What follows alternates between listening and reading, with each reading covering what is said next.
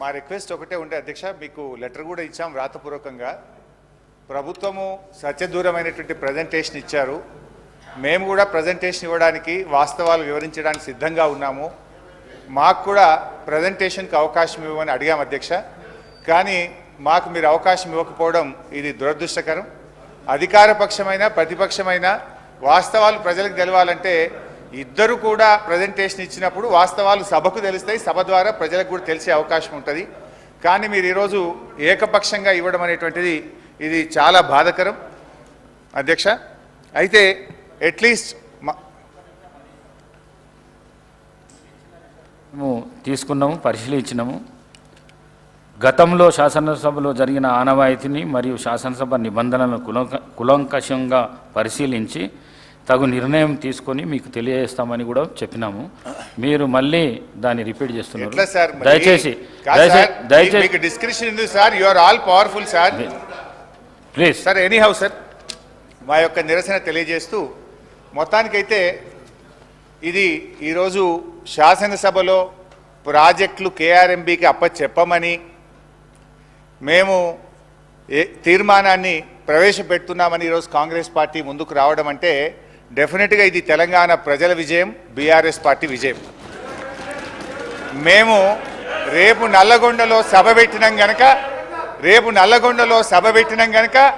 ఇవాళ ముందు రోజే సభలో తీర్మానం పెట్టి వాళ్ళు చేసిన తప్పులను సవరించుకున్నందుకు ఒక నిమిషం వారు గౌరవ శాసనసభ్యులు నల్గొండకు వచ్చే ముందు కాబట్టి చెప్తున్నా అధ్యక్ష, నేను జగన్మోహన్ రెడ్డి గారు స్టేట్మెంట్ ఇచ్చిన తర్వాత జగన్మోహన్ రెడ్డి గారు అసెంబ్లీలో కేసీఆర్ ఒక అడుగు ముందుకేసి రాయలసీమ, ప్రకాశం, కృష్ణా, గుంటూరు అని చెప్పిన తర్వాత ఇంకా మీవేవో తప్పు చేసావు. జగన్మోహన్ రెడ్డి చెప్పిండు, గౌరవ ముఖ్యమంత్రి గారు చెప్పిండు. మీకు ఒకటే చెప్తున్నా అధ్యక్ష, మా గౌరవ మంత్రివారు ఉత్తమ్ కుమార్ రెడ్డి చెప్పాను, మీకు ఏమన్నా నల్గొండ కాదు కదా, నల్గొండ రావాలంటే మన 60 రోజుల కింద ఎన్నికలు 60 రోజుల కింద జరిగిన అధ్యక్ష. ఎంత చేసా అధ్యక్ష, ఎక్కడ కూడా బొటాబొటి డిపాయిట్ వచ్చినాక 11 సీట్లల్లో ప్రజలు చెప్పుతో కొట్టినట్టు ఒక్కొక్క ఎమ్మెల్యే 60-70 వేలతో గెలిచినంటే నల్గొండ జిల్లాని మోసం చేసిండు కాబట్టి ఆ విధమైన రిజల్ట్ ఇచ్చాను.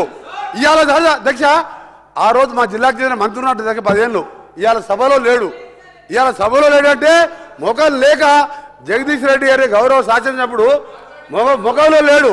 ఎందుకంటే కేసీఆర్, హరీష్ రావు, జగదీష్ రెడ్డి కలిసి మా జిల్లాని నాశనం చేసిండు, దక్షిణ తెలంగాణ నాశనం చేసి ఇవాళ మంచినీళ్ళు లేక అధ్యక్ష ట్యాంకర్లతోని ఇవాళ మళ్ళా ఫ్లోరైడ్ నీళ్ళు తీసుకొచ్చే అధ్యక్ష మాది 2004లో కాంగ్రెస్ ప్రభుత్వం వచ్చినప్పుడు సాగర్కి వెళ్ళి తీసుకొచ్చి కృష్ణా వాటర్ తాగిన వాళ్ళు ఇవాళ వీళ్ళ పుణ్యమా అని వ్యవసాయం మర్చిపోండి, తాగటానికి నీళ్ళు లేక ఫ్లోరైడ్ నీళ్ళు అధ్యక్ష. అందుకనే క్షమాపణ చెప్పాలి. ఇదే కేసీఆర్ గారు బయలుదేరే ముందు ముక్కు నేలకు రాసి నల్గొండ జిల్లాలో ఎంటర్ చేయాలని చెప్పి అదే మరొకసారి చెప్తున్నా. మీరు జగన్మోహన్ రెడ్డి గారు స్టేట్మెంట్ తీసిన తర్వాత మీ తలకాయ ఎడబెట్టుకుంటారు. జగన్మోహన్ రెడ్డి గారు స్టేట్మెంట్ జగన్మోహన్ రెడ్డి స్టేట్మెంట్ విన్నదా మినిస్టర్ గారు? మధ్య అధ్యక్ష మా పల్లా రాజరెడ్డి గారు ఒకసారి అధ్యక్ష పల్లా రాజరెడ్డి గారు గౌరవ శాసనసభ్యులు మా ఉత్తమ్ కుమార్ రెడ్డి గారు మాట్లాడుతున్నప్పుడు ఆయన ప్రాజెక్టు గురించి మాట్లాడారు. ఆయనకి ఏం సంబంధం అధ్యక్ష?